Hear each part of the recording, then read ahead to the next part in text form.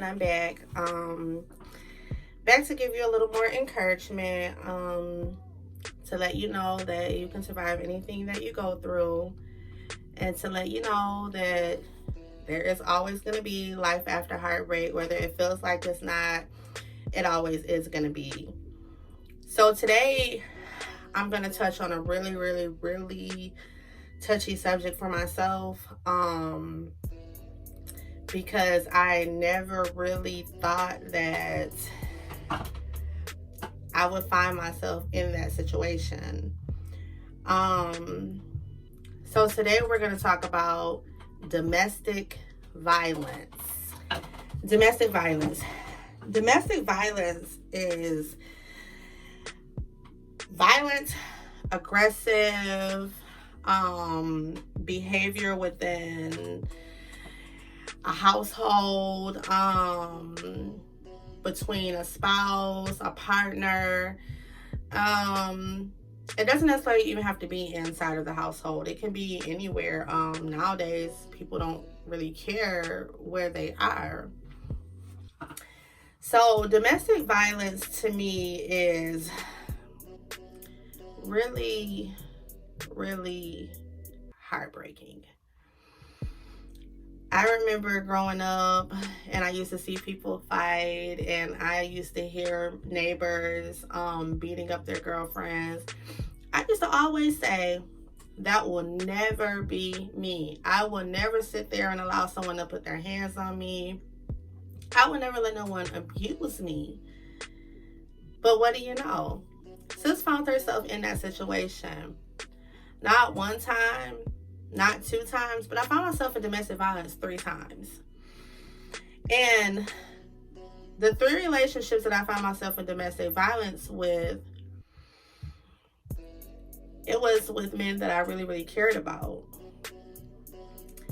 My first encounter with domestic violence was with the young man that I had one of my children with. And he just felt like I was going to be his punching bag.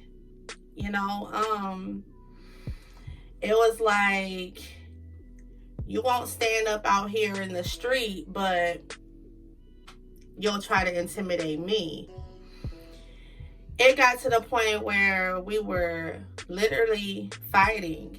And as a woman, in reality, you are not strong enough to beat a man. A man is stronger. Well, I take that back. We got some women that are stronger than some men. But typically, we're not. And we're not designed to fight a man. So I found myself in this situation where it was like my first actual really live-in relationship, where I came home to this man. I woke up to this man. I went to sleep with this man. It was my first really live-in encounter with a man. And things were okay at first. Everything was okay. But one day, it's just like, bro lost his mind. Like, bro really lost his mind. And I was really confused. I didn't really understand how this man that I love could try to fight me. But he did. It was days he would come in and he just want to fight. I didn't want to fight. But I had no choice in order to defend myself. So we would fight. It even got to the point where he put a gun to my head. I started crying. I sucked up my tears and I stood there and I'm just like, if this what you gonna do, this is what you gonna do. You know what I'm saying? Like, I can't be in fear that you about to take my life because you want to fight me. and you want to be this man that's in control when really you a coward. You hide behind a gun. You fighting a woman. I can even go here with you. You won't holler at them out there in the street, but you want to come home and holler at me. That's backwards, bro. Like, that's backwards. But that's what I went through. It got to the point where I was so on edge all of the time because putting a gun to someone's head, that is a lot. That is a lot for someone to understand, especially coming from someone you have a kid with. So I got to the point that one day, you know, he wanted to fight. And me being me, I'm like, all right, today gonna be the day that I'm gonna give him what he want. I'm gonna use everything in me, because women, I can tell you right now, if you put enough strength into it, you can do a lot. But that particular day, I had enough. You know, I just had enough. And I was tired. I didn't feel like going through that with him. So we fighting. We tussling, we fighting, we tussling, we fighting.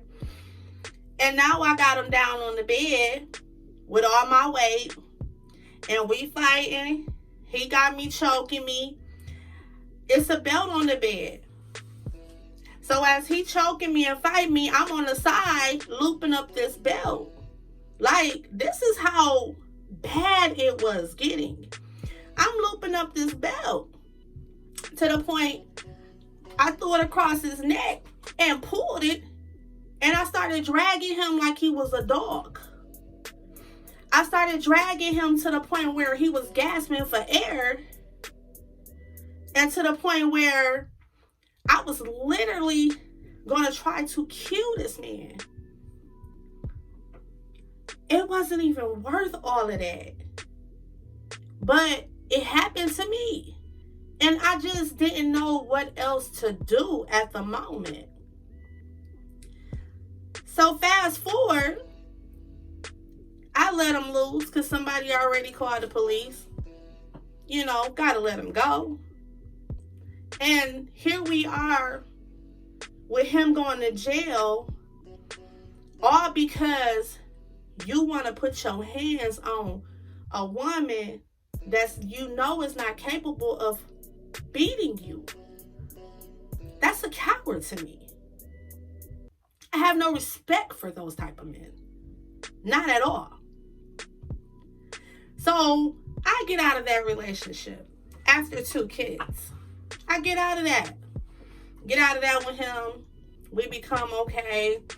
I forgave him, because if I can't forgive him, God can't forgive me. And therefore, anything that I need from God is not going to happen for me, because I still have unforgiveness towards him. And I wasn't going to give that man that control over my life for me not forgiving him. So I let it go. Years later, I end up meeting someone else. It was real ironic how we met. You know, both of us had little kids that was young age, and we met. And we hit it off. We hit it off because he loved his kids. That's something that would get me. You know, a man love his kids. That's something that gets me.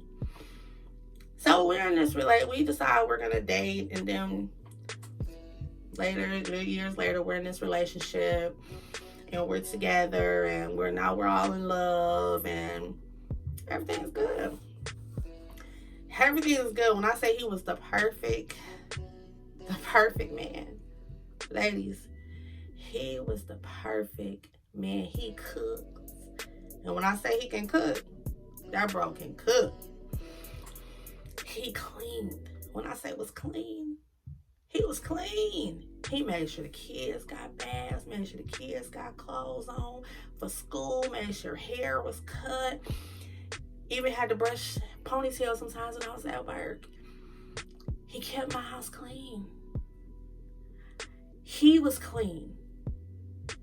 He kept himself nice clothes. He was clean. But mentally, what I didn't know behind all of that was somebody that was broken and lost. Somebody that occasionally he drank, but he never got to the point where he was just a drunk and I had to. He drink his little liquor, you know, when he was cool. But one day he snapped. And I knew it wasn't just the liquor, because there's no way that you are literally trying to aggressively fight me out of nowhere. You screaming at me. You know, I was confused, ladies. Like, I was like, okay, this guy here that I have these kids with, I mean, we good. For years we've been okay. Now all of a sudden, he wanna snap. So he was gone, and I didn't know where he was. I just thought he was hanging with the guys, and I had a homegirl that I thought was my friend, but ladies, when I tell you this right now, this them friends, them homegirls, you gotta do some crazy checks nowadays, because they will make it seem like they are your friend and be a snake right under your nose, will slither right under your nose. So I can't find them. So I run into somebody, I'm looking for them this early in the morning, probably 6, maybe 7 in the morning. And someone says, well, yeah, he's over so-and-so house. I'm like, what? Okay, well, this is my homegirl, so maybe he was drunk and she let him come and stay over. So here I am knocking on her door. I open the door, you know, because she unlocked it. He laying on the couch. She was in her room. However, matter of fact, backspace. She was on the couch and he was in her bedroom. That's how that went. She was on the couch. So when I come in, she like, yeah, he back there in the room asleep. You know, Kim, he was going through last night. My first reaction was, why you didn't call me? Why you didn't call me and let me know what was going on? She didn't call me because they had something else going on. So I go in the back room because now I'm trying to figure out what's going on. And I wake him up, tap him, you know, tell him to get up. And he jumped up and, when I say punched me in my eye, scar right here, ladies, you probably can't see it, but it's right there. Punched me so hard, my eye split open and blood just started gashing, just gushing, blood just gushing. I couldn't see. My eye was so full of blood, I couldn't see. But I'm still trying to understand what is going on. Why are you so hysterical? Why are you so hysterical? So I'm running out the apartment, you know, trying to cover my eye, and run into one of his friends, and they throw me in the car, rush me to the hospital. I get stitches. I come back. Now I'm irritated because, bro, you just punched me like I was somebody trying to hurt you. That's the day I found out he was playing with his nose. I knew then when he punched me that something was definitely wrong. It wasn't just liquor. Kim, it wasn't liquor. So later on, I found out the truth. He was high. You want to try to get high for the first time, along with getting drunk, and you couldn't handle it. So when you saw me trying to wake you up, you thought I was somebody after you, and you scarred me for life. After that, I should have left. I should have been done, over with. My eye was black. I had to stay in the house. But one day, after staying in the house for a little bit, one of my friends told me, everybody was outside hanging out. So she's like, come out. You know, you've been in the house. Just come out. So I'm like, okay, I don't want to come out. My eyes all messed up. You know, it's all big and it's black. And I don't want everybody to see me like this. So everybody already knew. Because it traveled. Oh, how he did me so wrong. So I come out with my glasses on. And, you know, we out hanging out or whatever. And he's over there with his friends, and I'm not saying anything because at this point I'm done. Like, there's nothing for us to talk about. So one of the guys come over and say, hey, Kim, take them glasses off. Show him what he did to you. And I'm like, no, I'm not going to do that. I'm not going to do that. You know, I don't want to, you know, no, I'm not. I just want to go back in the house. They like, no. So they bring him over and they take my glasses off, and he's just like, I didn't do that. And they're like, yeah, bro, you did. He hadn't seen me since that day. A week had passed. He hadn't seen me. He knew something was wrong. He knew he did something. But he couldn't even acknowledge that he did what he did because he was high and drunk. That in itself is wrong on so many levels. For you to get that drunk and for you to get high to the point where you didn't know who I was, that was an issue. So about a couple weeks passed and I done calmed down and I'm, you know, back in my feelings because I'm in love and I'm back in my feelings. So I take him back. Yep, I took him back. Took him back and we were together. We had a couple more kids together. You know, everything was cool. And he wants to do it all over again. He wants to fight some more. Now he wants to fight because guess why? I didn't go nowhere the first time. I let him split my eye, leave me with a scar that I have to deal with for the rest of my life. And I came back. Some more fighting. Some more fighting. Some more fighting. So I finally got the strength to say, you know what?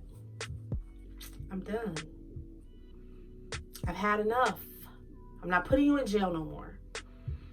I'm not doing it anymore.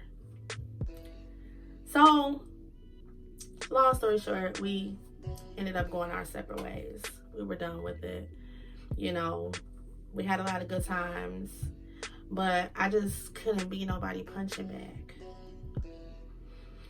So now here I am in this next relationship with this guy that, honestly, ladies, I knew he wasn't no good. Everybody told me he wasn't no good. They never told me he was violent or anything.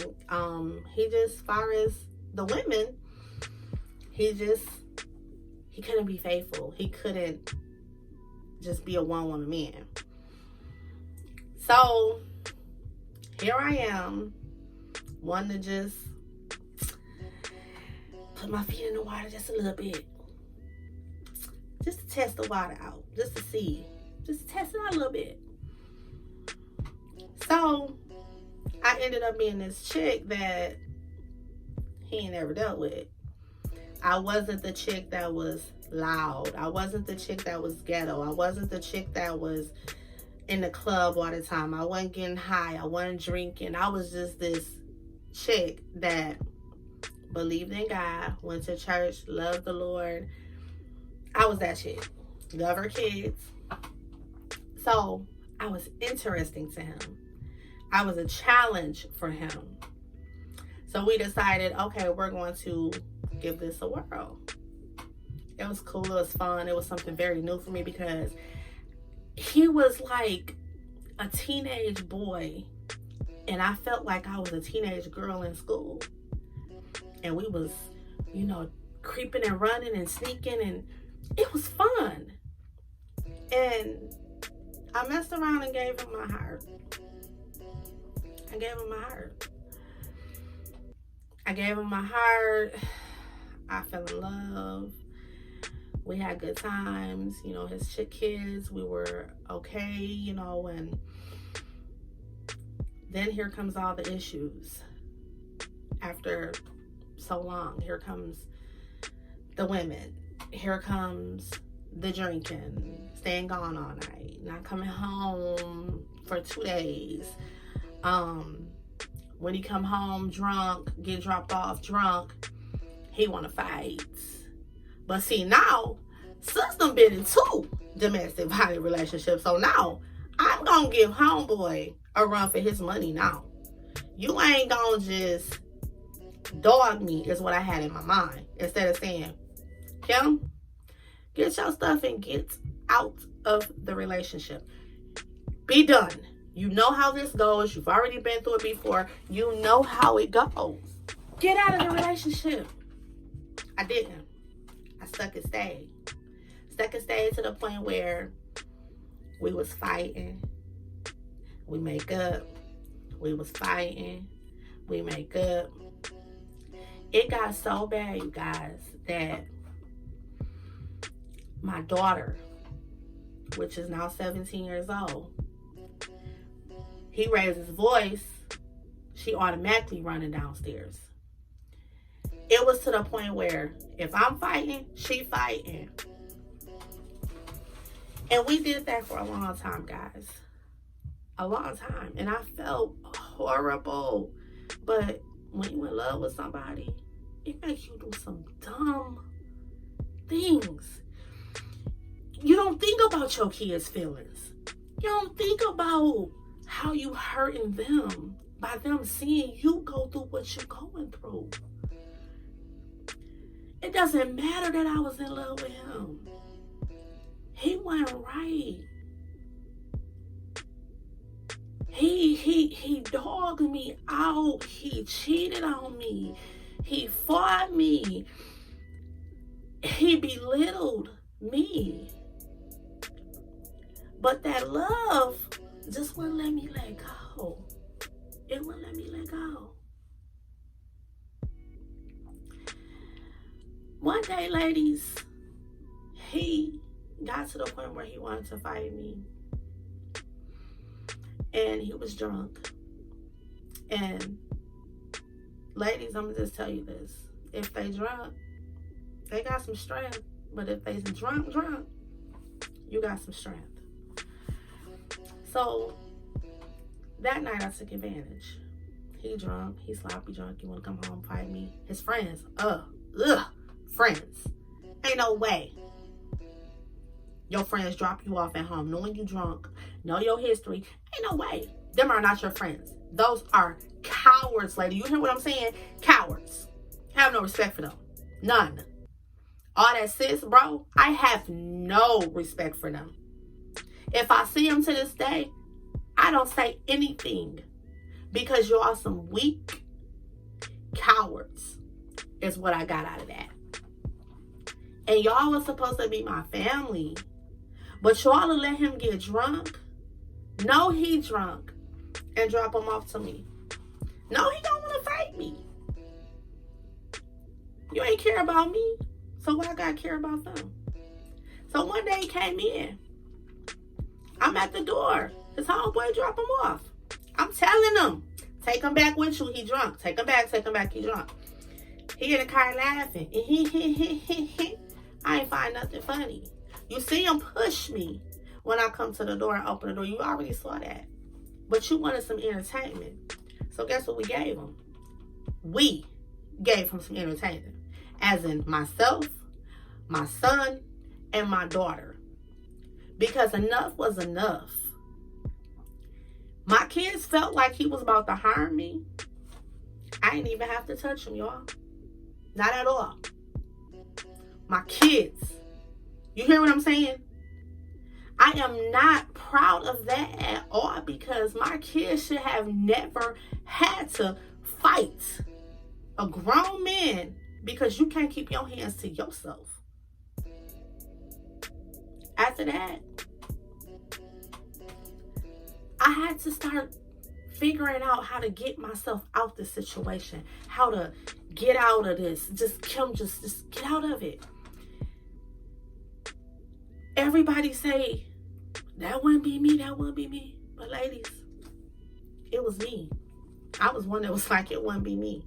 But guess what? It was me. And it was so hard to walk away. 3 relationships, guys. 3. The most 3 important relationships in my life. And all 3 of them wanted to abuse me. So it made me to reevaluate, as I said in my other episode, that what is it with these men? It was that mothering that they were looking for. So like a child with no discipline, out of control, when they didn't get what they wanted, they want to fight. They want to fight me.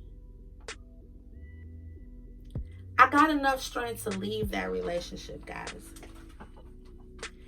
I got enough strength that I walked away and I had to find myself. I had to figure out what it is that I needed to do within myself to get myself to where if I decide to get into another relationship, it won't be like that. It won't. So I had to walk away. Bitterness in my heart. It was in my heart. Bitterness. I hated them. The ones that I had the kids with, I didn't care if they saw the kids, called the kids. I didn't care. I didn't care about anything but getting out of that. So I let all this anger and bitterness just build up and build up and build up and build up until I felt like I was worthless. Until I felt like I couldn't make it without him. And you know what? I had to get in my books and I had to start studying and I had to start reading Joyce Myers.